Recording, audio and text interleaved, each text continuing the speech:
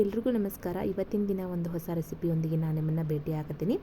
ಯಾವುದಪ್ಪ ಹೊಸ ರೆಸಿಪಿ ಅಂತಂದರೆ ಬ್ರೆಡ್ ಟೋಸ್ಟ್. ಮಸಾಲ ಬ್ರೆಡ್ ಟೋಸ್ಟನ್ನು ಯಾವ ರೀತಿ ನಾವು ಮನೆಯಲ್ಲಿ ಮಾಡ್ಕೊಂಡು ತಿನ್ಬೋದು, ಬೇಕ್ರಿಯಲ್ಲಿ ನಾವೆಲ್ಲ ತಿಂದಿರ್ತೀವಿ, ಅದನ್ನೇ ನಾವು ಮನೆಯಲ್ಲಿ ಕೂಡ ಹೆಂಗೆ ಮಾಡ್ಕೊಂಡು ತಿನ್ನೋದು ಅಂತ ನಿಮ್ಗೆ ಹೇಳ್ಕೊಡಕತ್ತೀನಿ ರೀ ನಾನು.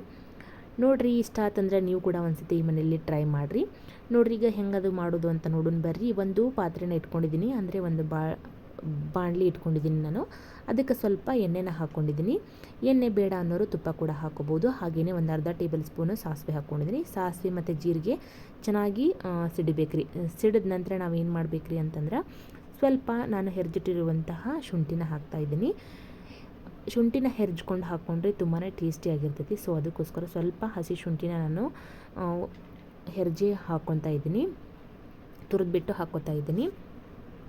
ಎಣ್ಣೆ ಒಳಗೆ ಅದನ್ನು ಒಂದು ಕಡೆ ಸಪ್ರೇಟಾಗಿ ನಾವು ಹಾಕ್ಕೊಂಡು ಎಣ್ಣೆ ಒಳಗೆ ಚೆನ್ನಾಗಿ ಫ್ರೈ ಮಾಡಬೇಕಾಗತ್ತೆ. ಅದನ್ನು ಇವಾಗ ನೋಡ್ರಿ ಹಾಕ್ಕೊಂಡಿದ್ದೀನಿ ನಾನು. ಇದು ನಾವು ಎಣ್ಣೆ ಒಳಗೆ ಚೆನ್ನಾಗಿ ಬಾಡಿಸಿದ ನಂತರ ನಾವು ಒಂದು ಮೀಡಿಯಮ್ ಸೈಜ್ನಲ್ಲಿರುವಂತಹ ಈರುಳ್ಳಿನ ನಾನು ಉದ್ದುದ್ದಾಗಿ ಕಟ್ ಮಾಡಿಕೊಂಡು ಹಾಕ್ಕೋತಾ ಇದ್ದೀನಿ. ತುಂಬಾ ತೆಳುವಾಗಿ ನೀವು ಕಟ್ ಮಾಡ್ಕೋಬೇಕಾಗತ್ತೆ ರೀ. ಯಾಕಂದರೆ ಎಣ್ಣೆ ಒಳಗೆ ಬಾಡಿಸ್ಬೇಕಾದ್ರೆ ನಾವು ದಪ್ಪ ಆಗಿದ್ರೆ ಸ್ವಲ್ಪ ಟೈಮ್ ಹಿಡಿಯುತ್ತೆ ಅನ್ನೋದಕ್ಕೋಸ್ಕರ ನಾನು ತುಂಬಾ ತೆಳುವಾಗಿ ನಾನು ಸ್ಲೈಸನ್ನು ಕಟ್ ಮಾಡ್ಕೊಂಡಿದ್ದೀನಿ. ಸ್ಲೈಸಸ್ ಆಗಿ ಮಾಡಿಕೊಂಡು ಈ ಥರ ಎಣ್ಣೆ ಒಳಗೆ ಫ್ರೈ ಮಾಡ್ಕೊಳಕತ್ತೀನಿ ನಾನು. ಈ ಥರ ಫ್ರೈ ಮಾಡಿದ ನಂತರ ನಾವು ಇದಕ್ಕೆ ಮೇಯ್ನಾಗಿ ಬೇಕಾಗಿರುವಂಥದ್ದು ಕ್ಯಾರೆಟನ್ನು ನಾನು ಸಮ ಪ್ರಮಾಣದಲ್ಲಿ ತೊಗೋಬೇಕ್ರಿ. ಈರುಳ್ಳಿ ಎಷ್ಟು ತೊಗೊಂಡಿರ್ತೀವಿ ನೋಡಿರಿ ನಾವು, ಅದೇ ಅಳತೆಯಲ್ಲಿ ನಾವು ಕ್ಯಾರೆಟ್ ಕೂಡ ತೊಗೋಬೇಕಾಗತ್ತೆ ರೀ. ತುಂಬಾ ಹೆಲ್ದಿ ಬ್ರೇಕ್ಫಾಸ್ಟ್ ಅಂತಲೂ ಹೇಳ್ಬೋದು, ಅಥವಾ ಈವ್ನಿಂಗ್ ಸ್ನ್ಯಾಕ್ಸ್ ಅಂತಲೂ ಹೇಳ್ಬೋದು ಇದನ್ನು. ಇವಾಗ ಕ್ಯಾರೆಟ್ ಹಾಕಿದ ನಂತರ ನಾನು ಚೆನ್ನಾಗಿ ಮತ್ತೆ ಎಣ್ಣೆ ಒಳಗೆ ಫ್ರೈ ಮಾಡ್ಕೊಳಕತ್ತೀನಿ, ಅಂದರೆ ಎಣ್ಣೆ ಜೊತೆಗೆ ಬಾಡಿಸ್ಕೊಳಕತ್ತೀನಿ. ಸ್ವಲ್ಪ ಹಸಿ ವಾಸನೆ ಹೋಗಬೇಕಲ್ವಾ, ಸೊ ಅದಕ್ಕೋಸ್ಕರ ಚೆನ್ನಾಗಿ ಬಾಡಿಸ್ಕೊತಾ ಇದ್ದೀನಿ. ಈ ರೀತಿ ಬಾಡಿಸ್ಕೊಂಡ ನಂತರ ನಾವು ಇದಕ್ಕೆ ಮಸಾಲೆನ ನಾನು ಜಾಸ್ತಿ ಏನು ಯೂಸ್ ಮಾಡ್ತಾ ಇಲ್ಲರಿ, ಕಡಿಮೆ ಮಸಾಲೆನ ಯೂಸ್ ಮಾಡಿಕೊಂಡು ತುಂಬಾ ಸಿಂಪಲ್ಲಾಗಿ ಮಾಡಿ ತೋರಿಸ್ತಾ ಇದ್ದೀನಿ. ಮಸಾಲೆ ಪದಾರ್ಥ ಅದು ಇಲ್ಲ ಇದು ಇಲ್ಲ ಅನ್ನೋರು ಏನು ಇರುತ್ತೆ ಅದನ್ನೆಲ್ಲ ಹಾಕಿ ನೀವು ಮಾಡ್ಕೊಂಡ್ರಿ ಅಂತಂದ್ರೆ ಬೇಕ್ರಿ ಒಳಗೆ ಯಾವ ರೀತಿ ಸಿಗುತ್ತೆ ನೋಡಿರಿ ಮಸಾಲ ಬ್ರೆಡ್, ಅದೇ ಥರನೇ ನೀವು ಟೇಸ್ಟನ್ನ ಮನೆಯಲ್ಲಿ ಕೂಡ ಮಾಡ್ಕೊಂಡು ತಿನ್ಬೋದು. ಮನೆಯಲ್ಲಿ ಮಾಡ್ಕೊಂಡು ತಿಂದರೆ ಹೆಲ್ದಿ ಕೂಡ ಅಲ್ವಾ. ಸೊ ಅದಕ್ಕೋಸ್ಕರ ಈ ರೆಸಿಪಿ ನಿಮ್ಮ ಜೊತೆಗೆ ಶೇರ್ ಮಾಡ್ಕೊಳಕತ್ತೀನಿ. ನೀವು ಕೂಡ ಮನೆಯಲ್ಲಿ ಟ್ರೈ ಮಾಡಿರಿ ಅಂತ ಹೇಳ್ತೇನೆ ರೀ. ಇವಾಗ ನೋಡಿರಿ, ನಾನು ಇದಕ್ಕೆ ಕ್ಯಾಪ್ಸಿಕಮ್ನ ಹಾಕ್ಕೊಳಕತ್ತೀನಿ. ಇದ್ದರೆ ಹಾಕೋರಿ, ಇಲ್ಲಾಂದರೆ ಸ್ಕಿಪ್ ಮಾಡ್ಕೋರಿ. ಇರುವಂಥದ್ದನ್ನ ತರಕಾರಿನ ನೀವು ಈ ಥರ ಹೆರ್ಜಿಬಿಟ್ಟು ಹಾಕ್ಕೊಂಡು ಮಾಡ್ಕೊಂಡ್ರಿ ಅಂತಂದ್ರೆ ತುಂಬಾ ಟೇಸ್ಟ್ ಆಗಿರ್ತೈತಿ. ಕ್ಯಾಪ್ಸಿಕಮ್ನ ಹಾಕ್ಕೊಳ್ಳೇಬೇಕು, ಚೆನ್ನಾಗಿರ್ತೈತಿ ಟೇಸ್ಟು. ನೋಡಿರಿ, ಸಣ್ಣದಾಗಿ ಕಟ್ ಮಾಡಿಕೊಂಡು ಒಂದು ಅರ್ಧ ಕ್ಯಾಪ್ಸಿಕಮ್ನ ತೊಗೊಂಡು ಸಣ್ಣದಾಗಿ ಕಟ್ ಮಾಡಿಕೊಂಡು ಹಾಕ್ಕೊತಾ ಇದ್ದೀನಿ ನಾನು. ಅದನ್ನು ಕೂಡ ಸ್ವಲ್ಪ ಚೆನ್ನಾಗಿ ಬಾಡಿಸ್ಕೊಂಡು ಒಂದು ಅರ್ಧ ಟೇಬಲ್ ಸ್ಪೂನ್, ಒಂದು ಚಿಟಿಕೆ ಅಂತಾರಲ್ವ ಆ ಥರ ನಾನು ಒಂದು ಸ್ವಲ್ಪ ಅರಿಶಿನ ಹಾಕ್ಕೊಂಡಿದ್ದೀನಿ. ಅರಿಶಿನ ಹಾಕಿದ ನಂತರ ಚೆನ್ನಾಗಿ ಬಾಡಿಸ್ಕೊಂಡು ಮತ್ತು ಇದಕ್ಕೆ ಉಳಿದಿರುವಂತಹ ಮಸಾಲೆನ ಸೇರಿಸ್ಕೊತೀನಿ ರೀ. ಆ ಮಸಾಲೆ ಯಾವ್ದ್ಯಾವುದು ಅಂತಂದು ನಿಮಗೆ ಹೇಳ್ತೀನಿ ರೀ ನಾನು. ಡ್ರೈ ಮಸಾಲೆಗಳನ್ನು ಯಾವುದಾದ್ರು ಸೇರಿಸ್ಕೊತೀನಿ. ನಿಮ್ಮ ಮನೆಯಲ್ಲಿ ಯಾವ್ದಾವ್ದು ಇರ್ತೈತೆ ನೋಡಿರಿ, ಅದನ್ನು ಸೇರಿಸ್ಕೊಂಡು ನೀವು ಮಾಡ್ಕೊಂಡ್ರಿ ಅಂತಂದ್ರೆ ತುಂಬಾ ಟೇಸ್ಟಿಯಾಗಿರ್ತೈತಿ. ಇವಾಗ ನಾನು ಒಂದು ಟೇಬಲ್ ಸ್ಪೂನ್ ಆಗುವಷ್ಟು ನಾನು ಅಜ್ಕಾರದ ಪುಡಿ ತೊಗೊಂಡಿದ್ದೀನಿ. ಹಾಗೆ ಅರ್ಧ ಟೇಬಲ್ ಸ್ಪೂನ್ ಆಗುವಷ್ಟು ಉಪ್ಪನ್ನು ತೊಗೊಂಡಿದ್ದೀನಿ. ಹಾಗೆ ಚಾಟ್ ಮಸಾಲ ಕೂಡ ಮತ್ತು ಗರಂ ಮಸಾಲನೂ ಕೂಡ ಹಾಕ್ಕೊಂಡಿದ್ದೀನಿ. ನೀವು ಬೇಕಿದ್ದರೆ ಜೀರಾ ಪೌಡರು ಹಾಗೆ ಮತ್ತು ಉಳಿದಿರುವಂಥದ್ದು ಮಸಾಲೆ, ಜೀರಾ ಪೌಡರು, ಆಮೇಲೆ ಕೊರಿಯಂಡರ್ ಪೌಡರು, ಆಮ್ಚೂರ್ ಪೌಡರ್ ಇದ್ದರೆ ಅದನ್ನು ಕೂಡ ಯೂಸ್ ಮಾಡ್ಕೋಬೋದು. ನಾನಿಲ್ಲಿ 4 ಮಸಾಲೆ ಪದಾರ್ಥಗಳನ್ನು 2 ತೊಗೊಂಡಿದ್ದೀನಿ ರೀ. ಉಪ್ಪು ಮತ್ತು ಖಾರ ಅಷ್ಟೇ 4 ಮಸಾಲೆ ಪದಾರ್ಥಗಳನ್ನು ತೊಗೊಂಡು ಇದಕ್ಕೆ ಹಾಕ್ಕೊತಾ ಇದ್ದೀನಿ. ಹಾಗೇನೆ ಡೈರೆಕ್ಟಾಗಿ ಹಾಕಿ ಬಾಡಿಸ್ಕೊತಾ ಇದ್ದೀನಿ. ನೀವು ಇದಕ್ಕೆ ನೀರು ಕೂಡ ಆ್ಯಡ್ ಮಾಡ್ಕೋಬೋದು. 2-3 ಟೇಬಲ್ ಸ್ಪೂನಷ್ಟು ನೀರನ್ನು ಹಾಕೋರಿ. ನಾನಿಲ್ಲಿ ನೀರು ಹಾಕೇ ಇಲ್ಲ, ಹಾಗೇ ಮಾಡ್ಕೊತಾ ಇದ್ದೀನಿ. ನೀವು ಬೇಕಿದ್ದರೆ ಸ್ವಲ್ಪ ನೀರನ್ನು ಹಾಕೋರಿ. ತುಂಬ ಗಟ್ಟಿಯಾಗಿ ಅನ್ನಿಸ್ತಿದೆ ಅಂದ್ರೆ ಒಂದು ಸ್ವಲ್ಪ ನೀರನ್ನು ಹಾಕೋರಿ. ಯಾಕಂದರೆ ಉಳ್ಳಾಗಡ್ಡಿ ಒಳಗೆ ನೀರು ಇರ್ತೈತಲ್ವ, ಸೊ ಅದಕ್ಕೋಸ್ಕರ ನೀರು ಬಿಡುತ್ತೆ. ಅದು ಜಾಸ್ತಿ ಹಾಕ್ಕೊಳಕ್ಕೆ ಹೋಗ್ಬೇಡ್ರಿ. 2-3 ಟೇಬಲ್ ಸ್ಪೂನಷ್ಟು ನೀರನ್ನು ಹಾಕ್ಕೊಂಡು ಮಸಾಲೆನ ತಯಾರಿಸ್ಕೊರಿ. ಇವಾಗ ಮಸಾಲೆ ರೆಡಿ ಆಯ್ತಲ್ವ, ಇವಾಗ ನಾನು ಒಂದು ತವಾ ಇಟ್ಕೊಂಡು ಅದಕ್ಕೆ 1 ಟೇಬಲ್ ಸ್ಪೂನಷ್ಟು ತುಪ್ಪನ ಹಾಕ್ಕೋತಾ ಇದ್ದೀನಿ.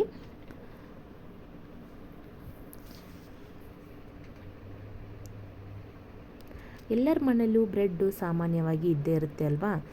ಬ್ರೆಡ್ ತಿನ್ನೋಕೆ ಇಷ್ಟ ಇಲ್ಲ ಅಂದಾಗ ಈ ಥರ ಮಾಡ್ಕೊಂಡು ತಿನ್ನೋದ್ರಿಂದ ತುಂಬಾ ಟೇಸ್ಟಿಯಾಗಿರ್ತೈತಿ. ಹಾಗೆಯೇ ಕಡಿಮೆ ಸಮಯದಲ್ಲೂ ಕೂಡ ನಾವು ಮಾಡ್ಕೊಂಡು ತಿನ್ಬೋದು. ಮಕ್ಕಳಿಗೂ ಕೂಡ ಮಾಡಿಕೊಡ್ಬೋದು ಫ್ರೆಂಡ್ಸ್ ಇದನ್ನು.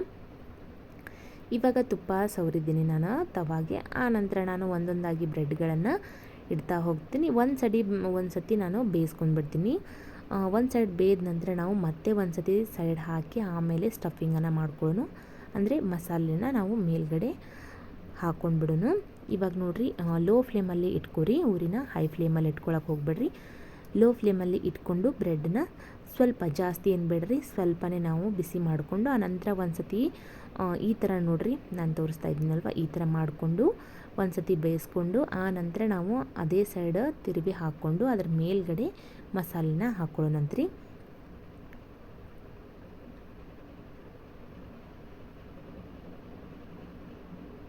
ಈ ರೀತಿ ನಾನು ಒಂದು ಸೈಡು ಬೆಂದ ನಂತರ ಒಂದು ಸೈಡ್ ಹಾಕ್ಕೋತಾ ಇದ್ದೀನಿ.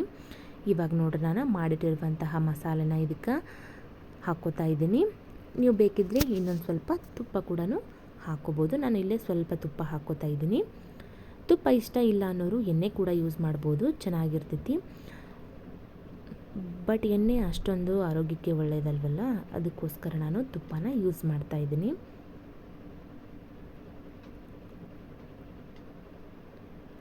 ಇವಾಗ ನೋಡಿರಿ ಮಾಡಿಟ್ಟಿರುವಂತಹ ಮಸಾಲೆನ ಹಾಕ್ಕೊಂಡ್ಬಿಡೋಣ. ಸಣ್ಣ ಸ್ಪೂನಿಲ್ಲೇ ನಾವು ಸ್ವಲ್ಪನೇ ಈ ಥರ ನೋಡಿರಿ ನಾನು ಹಾಕ್ತಿದ್ದೀನಲ್ವ, ಈ ಥರ ಹಾಕ್ಕೊಂಡ್ಬಿಡೋಣ.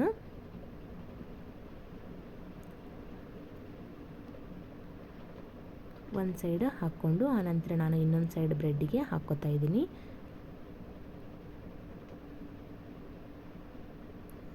ಮತ್ತೊಂದು ಸೈಡ್ ನಾನು ಮಸಾಲೆನ ಹಾಕ್ಕೊತಾ ಇದ್ದೀನಿ ನೋಡಿರಿ. ಆದಷ್ಟು ಊರಿನ ಲೋ ಫ್ಲೇಮಲ್ಲಿ ಇಟ್ಕೊಂಡು ಮಾಡ್ಕೊರಿ. ನೀವು ಜಾಸ್ತಿ ಹೈ ಫ್ಲೇಮಲ್ಲಿ ಇಟ್ಕೊಂಡು ಮಾಡಿದ್ರಿ ಅಂತಂದರೆ ಬ್ರೆಡ್ಡು ಸೀದು ಹೋಗೋ ಚಾನ್ಸಸ್ ಇರುತ್ತೆ. ಸೊ ಅದಕ್ಕೋಸ್ಕರ ಲೋ ಫ್ಲೇಮಲ್ಲಿ ಇಟ್ಕೊಂಡು ಚೆನ್ನಾಗಿ ಬೇಯೋ ಥರ ನೋಡ್ಕೊಳ್ಳಿ. ಇವಾಗ ನೋಡಿರಿ ಸ್ಟಫಿಂಗ್ ಎಲ್ಲ ಆಯ್ತಲ್ವ. ಇವಾಗ ನಾನು ಒಂದು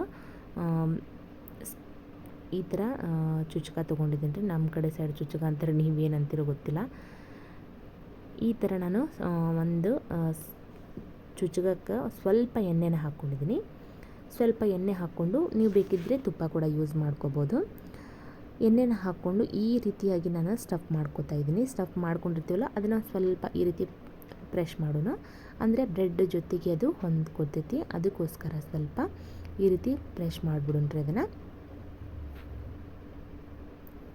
ಇವಾಗ ನೋಡಿರಿ ರೆಡಿ ಆಯ್ತಲ್ವ.